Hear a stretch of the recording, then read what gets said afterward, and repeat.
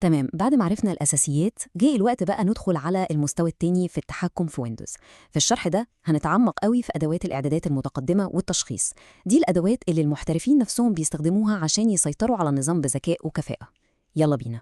طيب في طريقتين عشان نوصل لأي حاجة في ويندوز. الطريقة الأولى هي إننا نفضل نلف في القوائم والإعدادات زي المتاهة كده، والطريقة التانية هي أمر واحد بس مباشر يخلص الموضوع في ثانية. هي دي بقى الكفاءة الحقيقية، وده الفرق بين المستخدم العادي والمستخدم المحترف. طيب خلينا نبدأ رحلتنا. أول حاجة هنبص عليها هي الاختصارات اللي بتفتح نوافذ إعدادات قوية ومخفية، يعني حاجات بتوفر وقت ومجهود كبير قوي. المفتاح السحري لكل ده هو مربع الأوامر Run. الموضوع أبسط مما نتخيل. هندوس على زرار الويندوز مع حرف R، هيفتح لنا المربع ده، نكتب فيه الأمر وندوس انتر. بس كده الموضوع خلص. الأوامر دي بتدينا وصول مباشر لأدوات أساسية، مثلا MS-config. ده بنتحكم بيه في كل البرامج اللي بتشتغل أول ما الويندوز يفتح، وده طبعاً بيخلي الجهاز يقوم أسرع. بعدين عندنا services.msc، وده بيدينا سيطرة كاملة على كل الخدمات اللي شغالة في الخلفية، ونقدر نعرف إيه اللي بيستهلك موارد الجهاز. وأخيراً weave.msc، ده بيدخلنا على طول على إعدادات الفايروول المتقدمة عشان نتحكم في أمان الشبكة.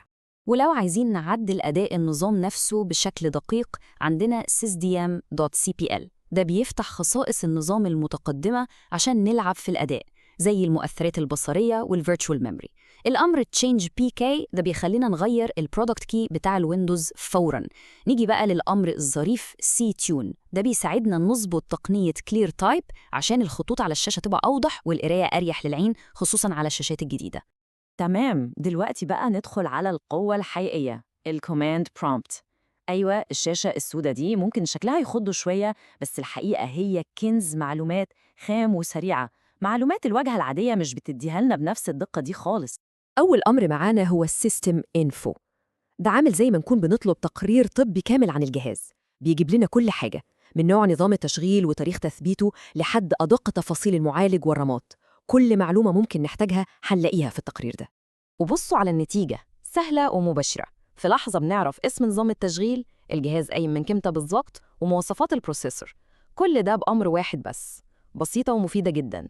طيب لو حاسين إن الجهاز تقيل وعايزين نعرف إيه اللي شغال بالظبط في الخلفية، هنا بيجي دور تاسك ليست. الأمر ده بيكشف لنا كل العمليات اللي شغالة على الجهاز في اللحظة دي.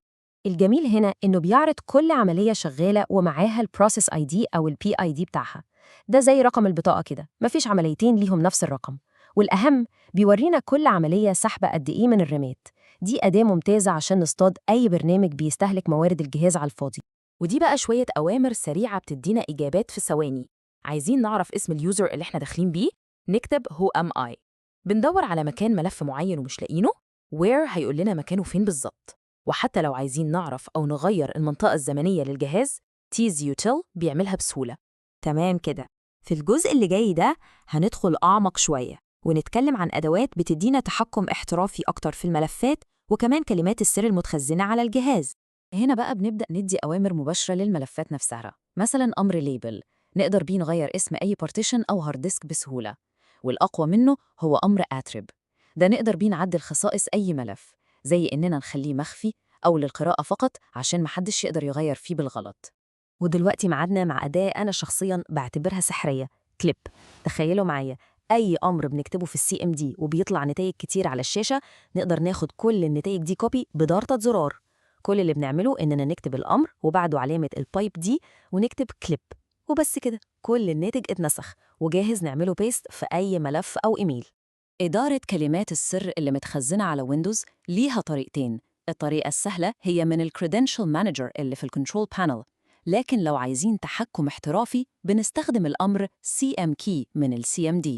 ده بيدينا السيطرة كاملة إننا نضيف أو نشوف أو نمسح أي بيانات اعتماد متخزنة، وكل ده بأمان ومن الشاشة السوداء.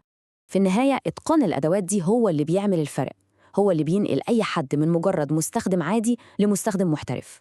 دي الأدوات اللي بتدينا القوة الحقيقية عشان نتحكم في نظام التشغيل.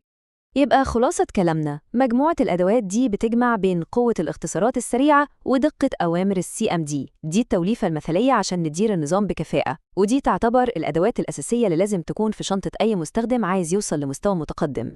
طيب دلوقتي بعد ما التحكم ده كله بقى بين إيدينا، السؤال هو إيه الخطوة الجاية اللي ممكن نوصل لها؟ نصيحتي جربوا الأوامر دي بنفسكم دلوقتي وساعدوا كويس للمستوى اللي جاي، عالم الخبراء والأتمتة. شكرا جدا لمتابعتكم.